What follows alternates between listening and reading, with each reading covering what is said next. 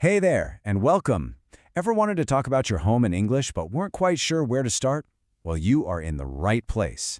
Today we're going to learn how to do just that, simply and with confidence. So let's jump right in. So, right off the bat, let me ask you something. What's your home like? Just take a second to think about it. Is it big? Maybe it's small or cozy? Don't worry if you're not sure how to say it in English, because by the end of this, you'll have all the words and sentence structures you need to answer that question without a problem. Okay, so here's a quick look at our plan. We're going to start with the absolute basics, some key words. Then we'll learn how to build those words into super simple sentences. After that, we'll practice a real conversation. And to top it all off, we'll look at a real-life story to see how all this works, and then it's your turn to talk. All right, first things first. Let's start with the building blocks. To talk about a home, you really only need a few things to get started. The names of the rooms, and maybe a few pieces of furniture. That's it. So when you think about a house, it's really just a collection of different rooms, right? And each room has its own job. Let's go over the most important ones you'll need to know.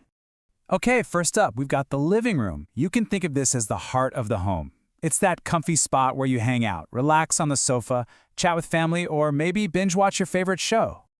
Next up, the bedroom. This one's pretty straightforward, right? It's simply the room where you sleep. It's your personal, quiet space for getting some rest. Ah, and now the kitchen. This is where all the magic happens. It's the room for cooking, of course. That amazing smell of coffee in the morning, the sounds of a delicious dinner being made. Yep, that's all happening right here in the kitchen. And last but not least, the bathroom. This is the room for, washing up, taking a shower, brushing your teeth. It's a super important room for getting your day started on the right foot. So, we've got the rooms down. But what about the stuff inside the rooms? Furniture, of course. Let's just start with 4 really basic words. A bed, which goes in the bedroom, a sofa for the living room, and a table and a chair, which, honestly, you could find in almost any room.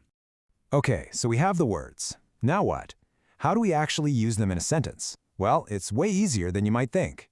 I'm going to share 2 super simple recipes for building your own sentences. Let's check out the first one. Recipe number 1 is all about describing your home. What does it look like? What's the vibe? To do this, we're going to use describing words, which are also called adjectives. The structure is so easy. It's just it is, or even better, it's, plus your describing word. For example, you could say, it's big, or maybe, it's cozy. That means it's small, but in a really nice, comfortable way. You could also say, it's modern, or it's clean. See? Super simple. All right, ready for recipe number 2?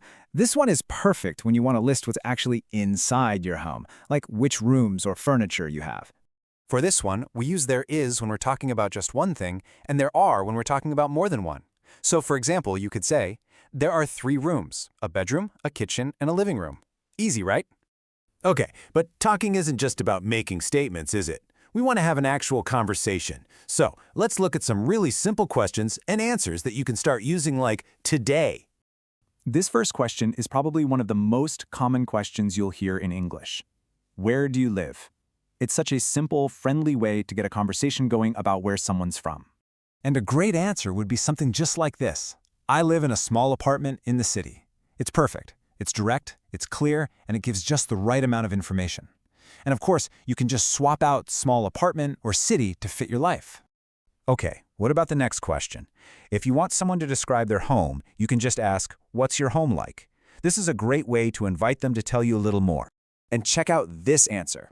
Notice anything familiar? It's using our recipes. My home is small but bright. That's recipe number 1. And there's a big window. That's just a shorter way of saying there is a big window, which is recipe number 2. This is exactly how you start to build a real, natural-sounding conversation. All right, theory is great, but let's see how this stuff actually works in the real world. I want to tell you a quick story about my friend Sarah. She was apartment hunting, and her experience is a perfect example of why simple English is almost always the best English. So, Sarah was feeling really nervous about talking to landlords. She had this idea that she needed to use big, complicated words, and it just made her feel awkward. Anyway, the first apartment she went to see looked pretty nice, but there was a major problem. The rent was $1,200 a month. Yeah, that was way over her budget. So, after she saw the place and heard the price, she was pretty bummed out. She basically said, that wasn't what I expected at all. She felt a little defeated, But this whole experience ended up teaching her something super important about how native speakers actually talk. And here's the big secret. The key to sounding confident isn't trying to use some super fancy phrase like, "I would be interested in inquiring about the monthly rental fee." No way.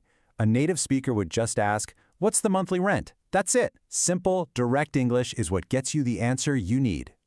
Okay, so that was a great little story, right? It really shows how this works. We've learned some new words, we've got our 2-sentence recipes. Now let's just pull it all together so you can start practicing on your own. Here it is, your simple 3-step path to having a great conversation. Step 1, learn those basic words, rooms and furniture. Step 2, practice using our 2 simple sentence recipes, it's and there are. And step 3, ask simple, direct questions. That's really all there is to it. So now it's your turn. I have a little challenge for you. Using everything we just talked about, how would you describe your home in just 1 sentence? Go ahead and try it.